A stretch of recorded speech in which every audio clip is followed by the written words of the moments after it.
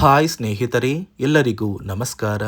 ನೋಡಿ, ಇಂದು ಸಂಕ್ರಾಂತಿ ಹಬ್ಬದ ಪ್ರಯುಕ್ತ ಗೃಹಲಕ್ಷ್ಮಿ ಯೋಜನೆಯ ಪ್ರತಿಯೊಂದು ಫಲಾನುಭವಿಗಳಿಗೆ ಸರ್ಕಾರ ಒಟ್ಟು ಗೃಹಲಕ್ಷ್ಮಿ ಯೋಜನೆಯ 6,000 ಹಣನ ನಿಮ್ಮ ಬ್ಯಾಂಕ್ ಖಾತೆಗೆ ಜಮಾ ಮಾಡುವುದಾಗಿ ನಿರ್ಧಾರ ಮಾಡಿದ್ದು, ನಿಮ್ಮ ಬ್ಯಾಂಕ್ ಖಾತೆಗೆ ಈ 6,000 ಹಣ ಬರ್ತಾ ಇದೆ. ಇಂದು ಬುಧವಾರ ಜನವರಿ 14ರಂದು ಕರ್ನಾಟಕದ 26 ಜಿಲ್ಲೆಗಳ ಪ್ರತಿಯೊಂದು ಫಲಾನುಭವಿಗಳಿಗೆ ಈ ಗೃಹಲಕ್ಷ್ಮಿ ಯೋಜನೆಯ 6,000 ಹಣ ಜಮಾ ಆಗ್ತಾ ಇದೆ. ಅದೇ ರೀತಿ ರೇಷನ್ ಕಾರ್ಡ್ದಾರರಿಗೆ ಸರ್ಕಾರದಿಂದ ಸಂಕ್ರಾಂತಿ ಹಬ್ಬದ ಪ್ರಯುಕ್ತ ಉಚಿತ ಅಕ್ಕಿ ಜೊತೆಗೆ 1,000 ಹಣನ ನಿಮ್ಮ ಒಂದು ರೇಷನ್ ಕಾರ್ಡ್ಗೆ ಸರ್ಕಾರ ಕೊಡ್ತಾ ಇದೆ. ಹೇಗೆ ಫಲಾನುಭವಿಗಳಿಗೆ ಈ 1,000 ಹಣ ಬರುತ್ತೆ ಮತ್ತು ಯಾವ ಜಿಲ್ಲೆಗಳಿಗೆ ಗೃಹಲಕ್ಷ್ಮಿ ಯೋಜನೆಯ 6,000 ಹಣ ಜಮಾ ಆಗ್ತಾ ಇದೆ ಅಂತ ನಾನು ನಿಮಗೆ ಈ ಒಂದು ವಿಡಿಯೋದಲ್ಲಿ ತಿಳಿಸ್ಕೊಡ್ತಾ ಇದ್ದೀನಿ. ಅದಕ್ಕಿಂತ ಮೊದಲು ನೋಡಿ ವೀಕ್ಷಕರೇ, ನೀವೇನಾದ್ರೂ ಇದೇ ಮೊದಲ ಬಾರಿ ನನ್ನ ವಿಡಿಯೋ ನೋಡ್ತಾ ಇದ್ದು ಇನ್ನ ಕೂಡ ಚಾನಲ್ನ ಸಬ್ಸ್ಕ್ರೈಬ್ ಆಗಿಲ್ಲ ಅಂದ್ರೆ ದಯವಿಟ್ಟು ಪ್ರತಿಯೊಬ್ಬರು ಚಾನಲ್ನ ಸಬ್ಸ್ಕ್ರೈಬ್ ಮಾಡ್ಕೊಳ್ಳಿ. ಹಾಗೆ ಪ್ರತಿಯೊಬ್ಬರು ಕೂಡ ವಿಡಿಯೋಗೆ ಒಂದು ಲೈಕ್ನ ಕೊಡಿ. ಹೌದು ಸ್ನೇಹಿತರೆ, ಗೃಹಲಕ್ಷ್ಮಿ ಯೋಜನೆಯ ಪ್ರತಿಯೊಂದು ಫಲಾನುಭವಿಗಳಿಗೆ ಸರ್ಕಾರದಿಂದ ಸಂಕ್ರಾಂತಿ ಹಬ್ಬದ ಪ್ರಯುಕ್ತವಾಗಿ ಭರ್ಜರಿ ಗುಡ್ಡಿಸ್ನ ಕೊಟ್ಟಿದ್ದಾರೆ.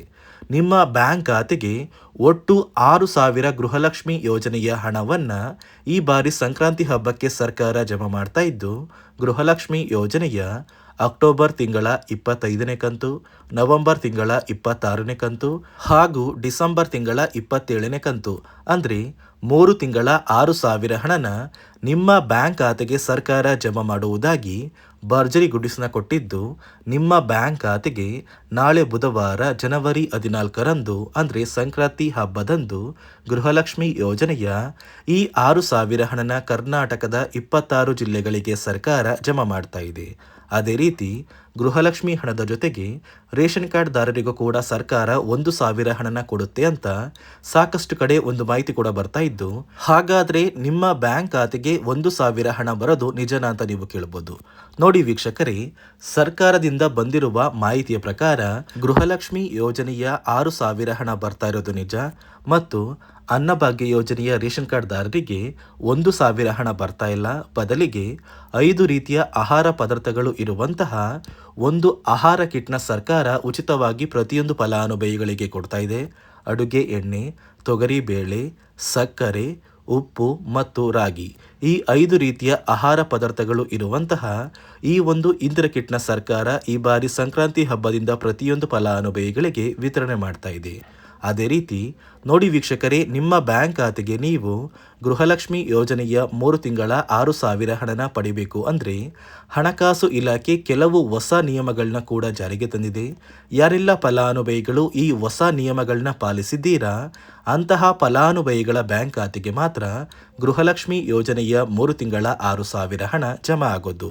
ಸಾಕಷ್ಟು ಫಲಾನುಭವಿಗಳಿಗೆ ಈ ಒಂದು ಹಣ ಕೂಡ ಕ್ಯಾನ್ಸಲ್ ಆಗಿದ್ದು, ಬನ್ನಿ ವೀಕ್ಷಕರೇ, ಸರ್ಕಾರ ಜಾರಿಗೆ ತಂದಿರುವ ಆ ನಿಯಮಗಳು ಏನು ಮತ್ತು ಯಾವ ಫಲಾನುಭವಿಗಳಿಗೆ ಹಣ ಬರ್ತಾ ಇದ್ದು ಯಾರಿಗೆಲ್ಲ ಈ ಒಂದು ಹಣ ಕ್ಯಾನ್ಸಲ್ ಆಗಿದೆ ಅಂತ ತಿಳಿಸ್ಕೊಡ್ತಾ ಇದ್ದೀನಿ.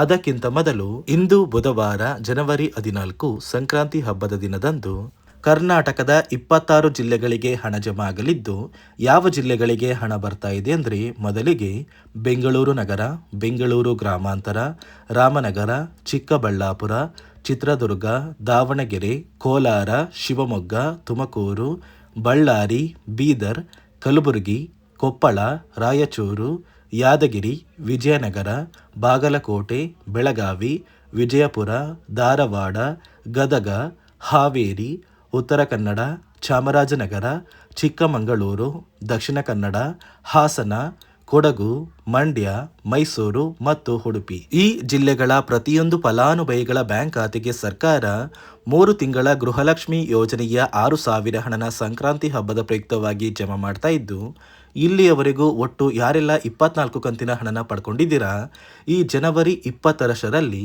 ನಿಮ್ಮ ಬ್ಯಾಂಕ್ ಖಾತೆಗೆ ಗೃಹಲಕ್ಷ್ಮಿ ಯೋಜನೆಯ 3 ತಿಂಗಳ 6,000 ಹಣ ಜಮಾ ಆಗುತ್ತೆ. ನೋಡಿ ಸ್ನೇಹಿತರೆ, ಈ ಬಾರಿ ಸುಮಾರು 1 ಲಕ್ಷಕ್ಕಿಂತ ಅಧಿಕ ಫಲಾನುಭವಿಗಳ ಬ್ಯಾಂಕ್ ಖಾತೆಗೆ ಸರ್ಕಾರ ಗೃಹಲಕ್ಷ್ಮಿ ಯೋಜನೆಯ ಹಣನ ಜಮಾ ಮಾಡ್ತಾ ಇಲ್ಲ.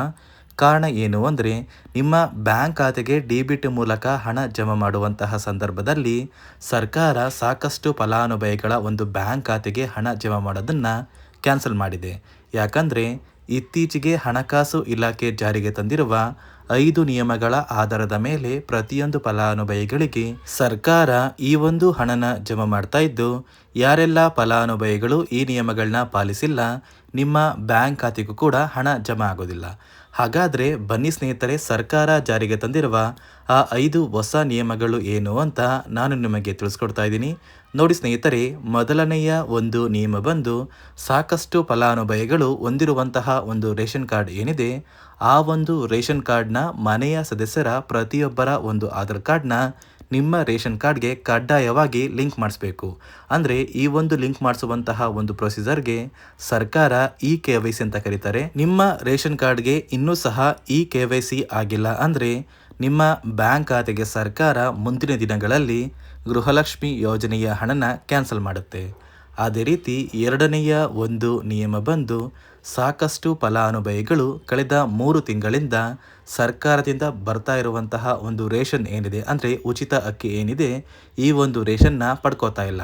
ಒಂದು ವೇಳೆ ಕಳೆದ 3 ತಿಂಗಳಿಂದ ನೀವು ರೇಷನ್ನ ಪಡ್ಕೊಂಡಿಲ್ಲ ಅಂದರೆ ಸರ್ಕಾರ ನಿಮ್ಮ ಬಳಿ ಇರುವಂತಹ ಒಂದು ರೇಷನ್ ಕಾರ್ಡ್ನ ಕ್ಯಾನ್ಸಲ್ ಮಾಡುತ್ತೆ. ನಿಮ್ಮ ರೇಷನ್ ಕಾರ್ಡ್ನ ಸರ್ಕಾರ ಕ್ಯಾನ್ಸಲ್ ಮಾಡಿದ್ರೆ ನಿಮ್ಮ ಬ್ಯಾಂಕ್ ಖಾತೆಗೆ ಗೃಹಲಕ್ಷ್ಮಿ ಯೋಜನೆಯ ಹಣ ಇರ್ಬೋದು ಮತ್ತು ಸರ್ಕಾರದಿಂದ ಬರುವಂತಹ ಒಂದು ಸೌಲಭ್ಯಗಳನ್ನ ನೀವು ಕಳ್ಕೋಬೇಕಾಗುತ್ತೆ. ಅದೇ ರೀತಿ ಮೂರನೆಯ ಒಂದು ನಿಯಮ ಬಂದು, ನೋಡಿ ಸ್ನೇಹಿತರೆ, ನಿಮ್ಮ ಬಳಿ ಇರುವಂತಹ ಒಂದು ಆಧಾರ್ ಕಾರ್ಡ್ ಏನಿದೆ, ಆ ಒಂದು ಆಧಾರ್ ಕಾರ್ಡ್ನ ಕಳೆದ 15 ವರ್ಷಗಳಲ್ಲಿ ನೀವು ಯಾವುದೇ ರೀತಿಯ ಒಂದು ತಿದ್ದುಪಡಿನ ಮಾಡಿಸಿಲ್ಲ ಅಂದರೆ ನಿಮ್ಮ ಬ್ಯಾಂಕ್ ಖಾತೆಗೆ ಸರ್ಕಾರ ಗೃಹಲಕ್ಷ್ಮಿ ಯೋಜನೆಯ ಹಣನ ಕ್ಯಾನ್ಸಲ್ ಮಾಡುತ್ತೆ.